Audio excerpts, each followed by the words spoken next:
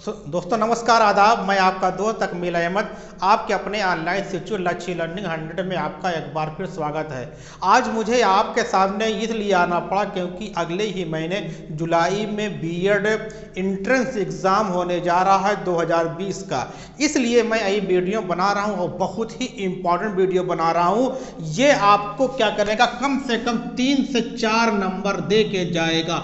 इसलिए ये बीएड के लिए, विशेषकर बीएड के लिए बना रहा हूं। दोस्तों छात्रों, इसको जरूर देखिए। आपका ये क्रैश कोर्स होगा। मैं आपको यहाँ तक सब कुछ बता दूंगा। आपका स्वर व्यंजन में जो भी क्वेश्चन आने वाले हैं, यहाँ से कटने वाला क्वेश्चन नहीं है। तो मैं आपको जल्दी शुरू कर रहा हूँ। और ये आपका ये बीएड के एग्जाम के लिए क्रैश कोर्स के तरीके से हमारा है। तो सबसे पहले हम बात करते हैं कि हिंदी वर्णमाला वर्ण किसे कहते हैं। हम बता रहे हैं, ये कोई क्वेश्चन आता है, जान लीजिए कि भाषा की सबसे छोटी इकाई को क्या कहते हैं, वर्ण कहते हैं। भाषा की सबसे छोटी इकाई को ध्वनि कहते हैं। और ध्वनि ही क्या होती है, वर्ण होती है। क्वेश्चन आता है कि भाषा की सबसे छोटी इकाई को वर्ण कहते हैं, वर्ण कहते हैं। ये आपका हो गया। अब वर्णमाला किसे कहते हैं, वर्णों के व्यवस्थित समूह को वर्णमाला कहते हैं। 2 क्वेश्चन। भाषा की सबसे छोटी इकाई वर्ण है, वर्णों के व्यवस्थित समूह को वर्णमाला कहते हैं। ये आपका 2 क्वेश्चन हुआ।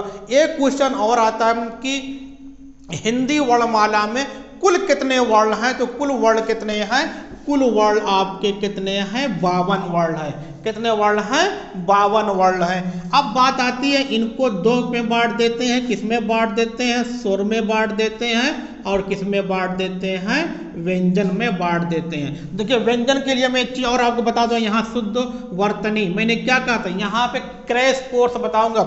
जितना शब्द आएगा वहां से आपका क्वेश्चन बनेगा।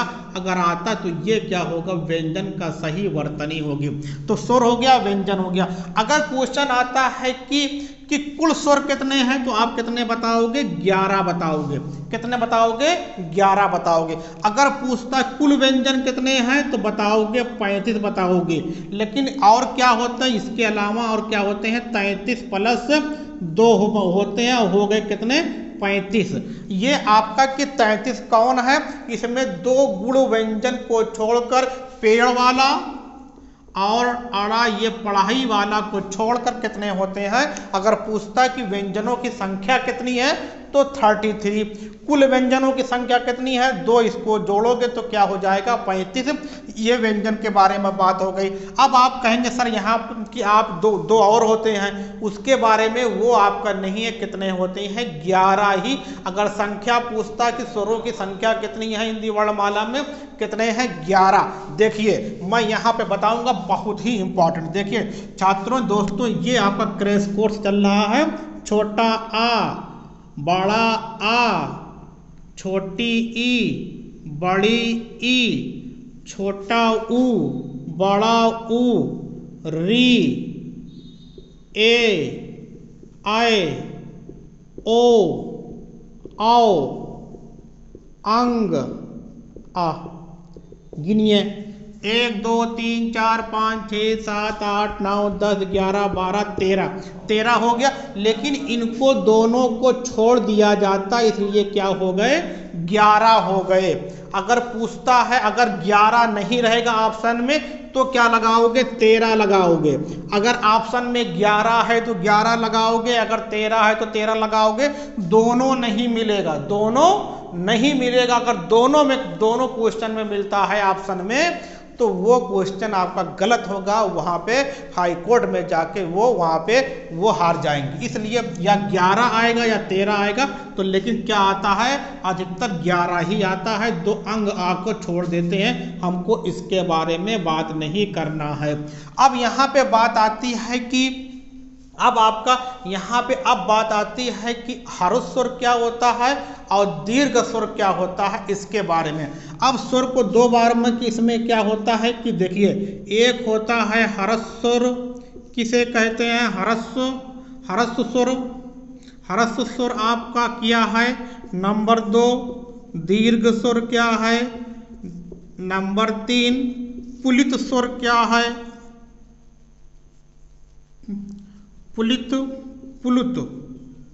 पुलित स्वर क्या है, ये आपका 2-3 स्वर है, यहाँ से क्वेश्चन आता है। तो छोटा आ, छोटी ई और छोटा ऊ क्या होते हैं? ये आपका कि छोटा आ, छोटी ई और छोटा ऊ क्या है?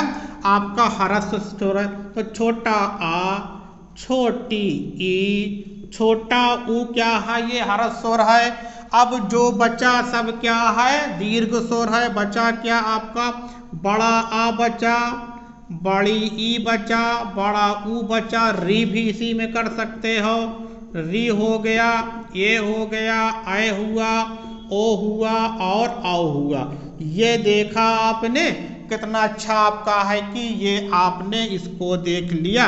अब पुल्स स्वर का मतलब होता है जो हम लोग डायलॉग में इस्तेमाल करते हैं। री, गो, ये क्या होते हैं? ये पुल्स जैसे रा लिखते हैं इस तरीके से ना, ये डायलॉग में इस्तेमाल करते हैं। इसको क्या बोलते हैं? ये आपका ह्रस्व स्वर हो गया। छोटा आ, छोटी ई ह्रस्व स्वर है। जो बचा सभी दीर्घ स्वर है। पुल्स स्वर में क्या होता है? जिसका इस्तेमाल हम लोग डायलॉग में करते हैं, बोलने में, मतलब कि ठहरा के बोलते हैं, वो क्या होते हैं? री। ये आपका क्या है? ये पुल्स स्वर। इसका स्क्रीनशॉट लीजिए, फिर आगे हम बात करते हैं। ठीक, अब मैं ये हो गया, ले लिए होंगे। अब देखिए आगे, देखिए फिर मैं साफ कर दे रहा हूं। अब मैं स्वर के बारे में ही बात करूंगा।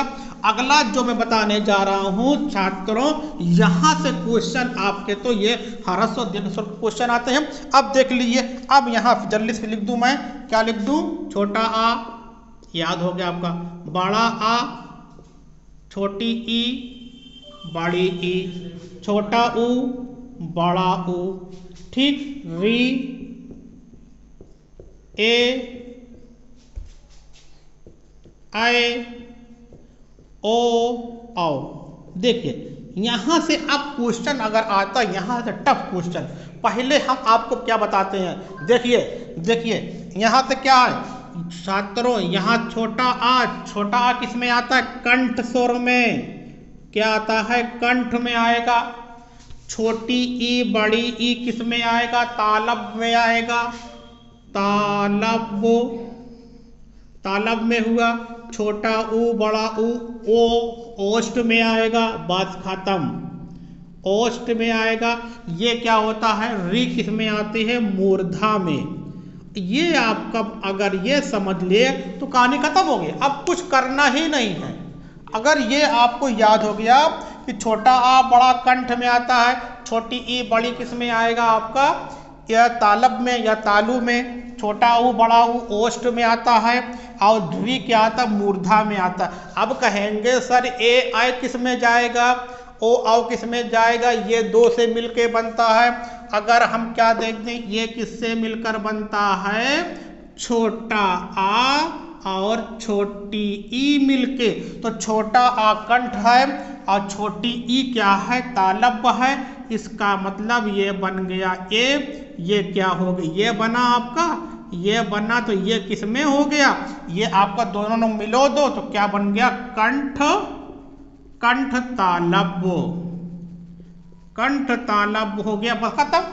और ये वाला भी किस में आता है? कंठ तालब में। ये भी कंठ तालब है, इसको भी कुछ नहीं करना है। इसको देख लो, बहुत आसान है। छोटा आ और छोटा ऊ मिलके क्या बन जाता है? ओ बन जाता है। छोटा आ किस में आता है? कंठ में आता है। ओ किस में आता है? ओष्ठ में। तो ये दोनों मिलके क्या हो गया? कंठोष्ठ। कंठ ओष्ठ, ये हो गया कंठोष्ठ हो गया। ये भी किस में आते हैं? कंठोष्ठ में आते हैं। अब आपका यहाँ ये आपका 3-4 याद करना है, और इसको बाद फिर इसको संधि विच्छेद कर दोगे, लिख दोगे, आ जाएगा। तो छोटा आ कंठ, बड़ा आ कंठ, ये दोनों तालब है। ये आपका ओष्ठ है, मूर्धा। ये किससे बनता है? छोटा आ छोटी ई, ये हुआ तो कंठ तालब हो गया। बड़ा है, ये कंठोष्ठ हुआ। इससे ज़्यादा इसमें से क्वेश्चन बीएड में आने की संभावना नहीं रहती है। ये बहुत टफ क्वेश्चन में ये आता है। तो इसको आप समझ लिए तो आपके लिए जान लीजिए रामबाण सिद्ध होने वाला है। दोस्तों बीएड में ये आपको पढ़ के जाना है। इसका स्क्रीनशॉट लीजिए, फिर आगे हम बात करते हैं। हाँ छात्रों, देखिए आपने सुर कंप्लीट किया, वो आपको समझ में आ गया होगा। अगले स्लाइड में हम लोग क्या देखेंगे, व्यंजन। व्यंजन के अगर पूछता कुल व्यंजन कितने हैं तो 35 35। अगर पूछता है व्यंजनों की संख्या कितनी है तो 33। कैसे क्या होता है मैं आपको बता रहा हूँ। देखिए अब आपका मैं आपको लिख के बता रहा हूँ। देखिए का, खा, गा, घा, अंगा, चा, छा, जा, झा, ञा, टा से टमाटर, ठा से ठठेरा, डा से डमरू। यहीं पे आपको ख्याल करना है, यहीं पे एक ये वाला आप भी देखेंगे कि पेड़ वाला, और ढा से ढक्कन, ये भी आपने देखा होगा। और फिर ढा से ढक्कन, फिर अड़ा, तो देख रहे हैं यहीं पे आपको बस का, चाटा, ता, था, दा, धा, ना, फिर है पा, फा, बा, भा, मा। ठीक, यहाँ पे अब आपने देखा कि कितने हुए, 1 2 3 4 5 6 7 8 9 10 11 12 13। इसको छोड़ दो दोनों, 14 15 16 17 18 19 20 21 22 23 24 25। 25 ये हुए, अब 25 और ये आपका क्या हो गया 2 27। अब यहाँ पे देखिए आगे हम फिर बात करते हैं। ये आपका पाफाला हो गया, ता था दा हो गया। अब यहाँ पे हम लोग देखेंगे ता था, दा था, पाफा, पाफा के बाद अंतास्त। हम लोग क्या देखेंगे, अंतास्त देखेंगे। अंतास्त, अंतास्त वो वर्ण क्या होता है, अंतास्त वर्ण या व्यंजन वर्ण, तो या, रा, ला, वा, ये क्या है, अंतास्त वर्ण है। अब यहाँ पे आप देखिए ये आपका 1 2 3 4 5 10 कि आपका 15 2 17 18 19 20 21 22 23 24 25 26 27 28 29 30 31, ये हुआ आपका 31 हुआ। अब आगे हमको बात करना है कि 31 के बाद आपका की फिर आपका की ऊष्म व्यंजन। ऊष्म व्यंजन में आ जाओ, ऊष्म व्यंजन। ऊष्म में देखोगे आपका पहले बड़ा सा, फिर आपका क्या होगा खट्टी सा होगा, फिर छोटा सा होगा, फिर आपका हा होगा। अब यहाँ पे फिर से गिनिए, देखिए कितना आ रहा है कि 1 2 3 4 5 6 7 8 9 10 11 12 13 14 15 16 17 18 19 20 21 22 23 24 25 26 27 28 29 30 31 32 33 हो गया 33, 33 हो गया। अब यहाँ हमने क्या बताया था, कुल कितने अगर पूछता है तो 33 बताओगे। और दो आपका कि पेड़ वाला और पढ़ाई वाला, अगर इसको जोड़ दोगे तो क्या बन जाएगा, 35 बन जाएगा। तो यहाँ पे आपने देखा कि ये आपका ये व्यंजन है, यहाँ तक हम व्यंजन के ये हुए। अब बात करेंगे सर आप भूल रहे हैं संयुक्त व्यंजन, तो संयुक्त अलग से है। अब हम बात करेंगे कि संयुक्त वर्ण, संयुक्त वर्ण में क्या आएगा, छा, त्रिक, ज्ञा और सरा, ये आपका होगा। ठीक, अब यहाँ पे देखिए संयुक्त व्यंजन में यहाँ बताते चलता हूँ ये कैसे बनता है। ये मिल के बनता है, का में नीचे हलंत रहेगा और खट्टी सा के मिलने से क्या बनता है, ये कभी कभी पूछता है। तो ये आपका छा बनता है। ता में देखो कैसे बनेगा, ये बनेगा ता यहाँ हलंत, ये रा। ठीक, अब ज्ञा कैसे बनता है, जा, जा और ज्ञा, ये आपका बन गया। और सा, बड़ा सा और हलंत ये रा, ये संयुक्त अक्षर हो गया। तो ये आपको यहाँ तक अब बात करना।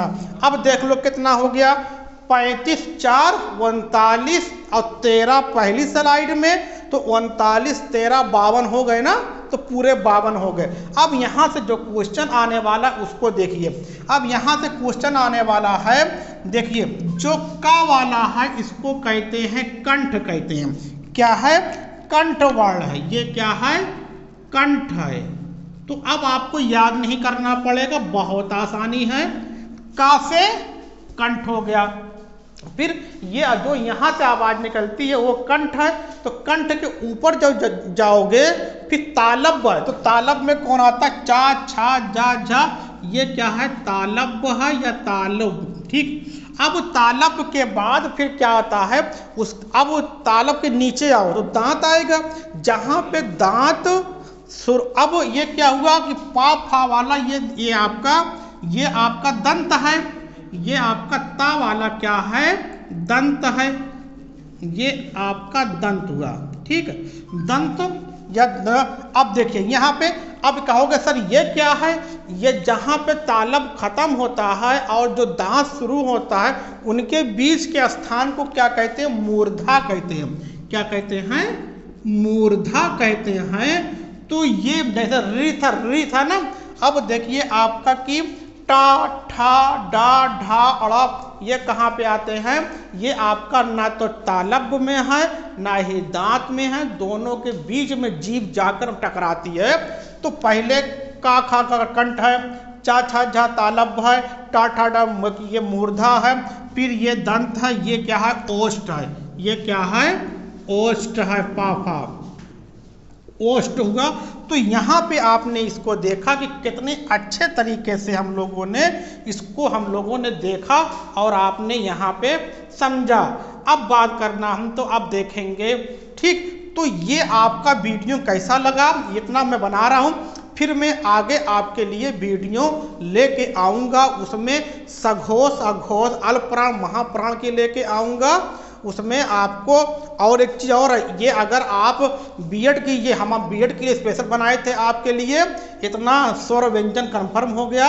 लेकिन हमारे चैनल पे लेखपाल भी चल रहा है। अगर आपको लेखपाल की सीरीज चाहिए तो हमारे डिस्क्रिप्शन बॉक्स में आइए और फिर वहाँ पे कांटेक्ट नंबर उस पर कॉल करिए। हमारे काउंसलर मिलेंगे, आपको टेस्ट सीरीज के बारे में तो बात हो जाएगी। आपको हमारी 10 टेस्ट सीरीज होगी।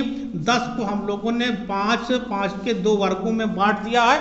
अगर इसको हल कर लेंगे, इसके बाद जब इसको करेंगे तब आप लेखपाल के लिए भी, ये तो बीएड तो आप तो पास ही करना है आपको, और लेखपाल भी आप निकाल ले जाएंगे। तो ये क्या थे, आज हमारा स्वर व्यंजन मैं ख़त्म कर रहा हूँ। कल मैं फिर लेके आऊँगा आपके लिए स्पेशल, ये आपको लिए कल स्पेशल महाप्राण, अल्पप्राण, सघोष, अघोष सब लेके आऊँगा। तब देखिए क्या उसमें आपका रहेगा। ये आपके इतना पढ़िए और ये एग्ज़ाम वेट कराइए। Best of luck BEd exam for 2020।